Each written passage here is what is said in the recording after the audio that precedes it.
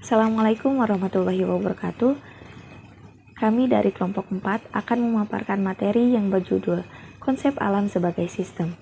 Sebelumnya, izinkan kami untuk memperkenalkan diri terlebih dahulu. Assalamualaikum warahmatullahi wabarakatuh. Perkenalkan, nama saya Putri Sayapriandini, NPM saya 0371201006. Perkenalkan, nama saya Nadia Putri dengan NPM 0371201227.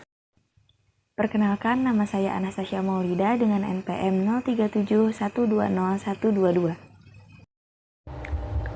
Perkenalkan, nama saya Mita Bunga Haryanti dengan NNP 0371201224. Saya Gunawan Aspana, NPM 0371200082. Saya dari kelas 3 EPG SD.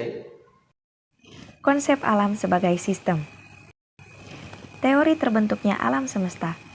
Teori keadaan tetap atau steady state theory. 1.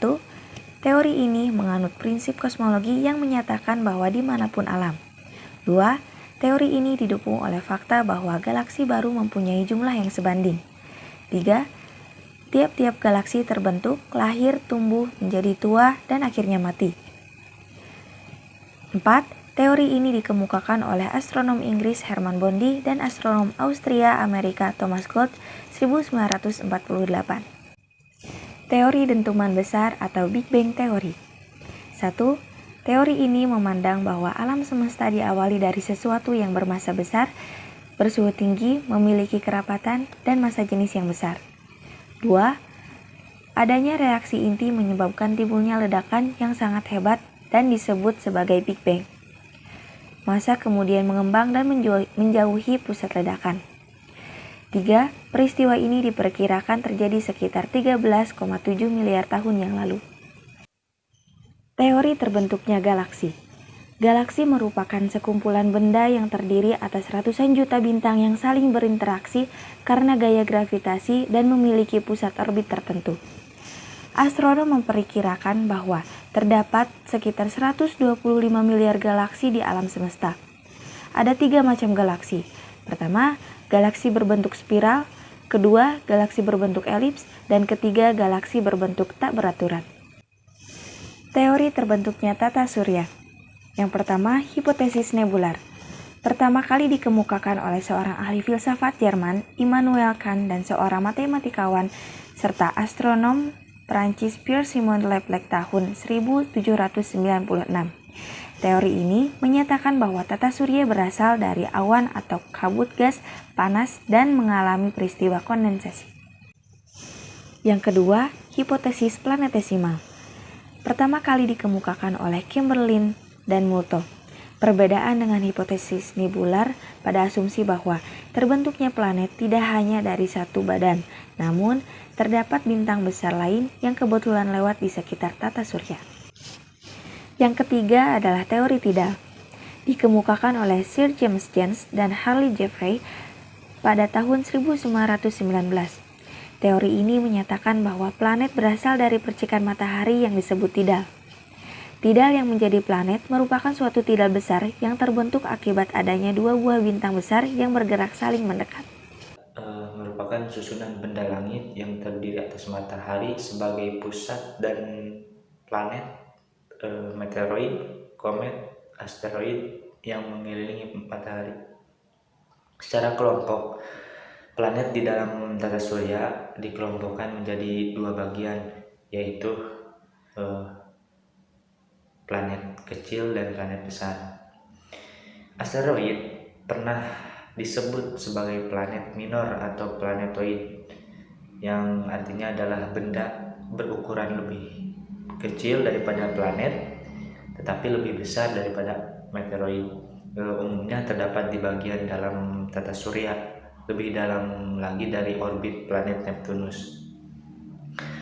Asteroid berbeda dengan komet dari penampakan visualnya. Komet menampakkan koma atau ekor, sementara asteroid tidak.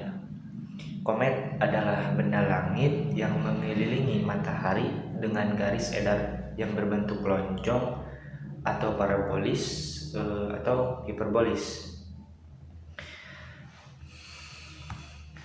Kemudian selanjutnya tentang struktur matahari atau bagian-bagian dari matahari ada 9, yaitu yang pertama inti, kedua zona radiatif, ketiga zona konvektif, keempat fotosfer, kelima kromosfer, keenam korona, ketujuh bintik matahari, kedelapan granula, yang terakhir prominensa. Matahari sebagai bintang. Atmosfer terdiri dari fotosfer, kromosfer, dan korona. Inti dari matahari adalah sebagai sumber energi. Banyak dari atom H yang berubah menjadi He dengan memancarkan sinar gema.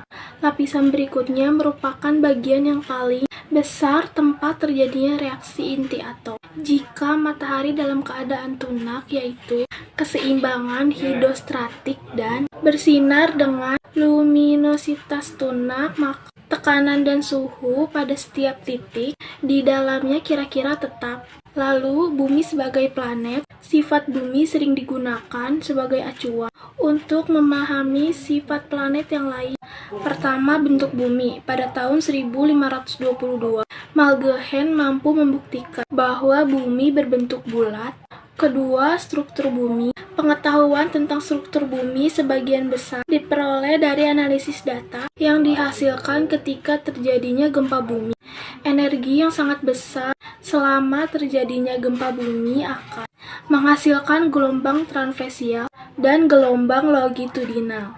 Berdasarkan pengamatan terhadap gempa bumi, diperkirakan memiliki 3 lapisan. Yang pertama, kerak bumi, yang kedua, mantel, dan yang ketiga, anti. Jenis-jenis batuan ini terbagi menjadi 6 diantaranya. 1. Batuan beku, 2. Batuan beku dalam, 3. Batuan beku korok, 4. Batuan beku luar efusif, 5. Batuan endapan, 6. Batuan malihan. Tenaga endogen umumnya memberikan bentuk relief kulit bumi atau membentuk permukaan baru di permukaan bumi. Tenaga endogen dibagi menjadi 3, yaitu tektonik, merupakan peristiwa pergeseran dan perubahan posisi kerak bumi dalam skala besar yang meliputi lipatan, patahan, dan tektonik lempeng. Yang kedua, vulkanisme, peristiwa naiknya magma dari dalam bumi. Sebagiannya muncul di permukaan bumi dan sebagian lagi menyusup ke dalam lapisan kerak bumi. Yang ketiga, gempa bumi, getaran kerak bumi yang disebabkan oleh tenaga dari dalam bumi. Tenaga eksogen, tenaga yang berasal dari luar bumi yang dapat merombak permukaan bumi yang terbentuk karena aktivitas tektonisme dan vulkanisme. Tenaga eksogen menyangkut pelapukan, pengangkutan. Terima kasih atas perhatiannya. Wassalamualaikum warahmatullahi wabarakatuh.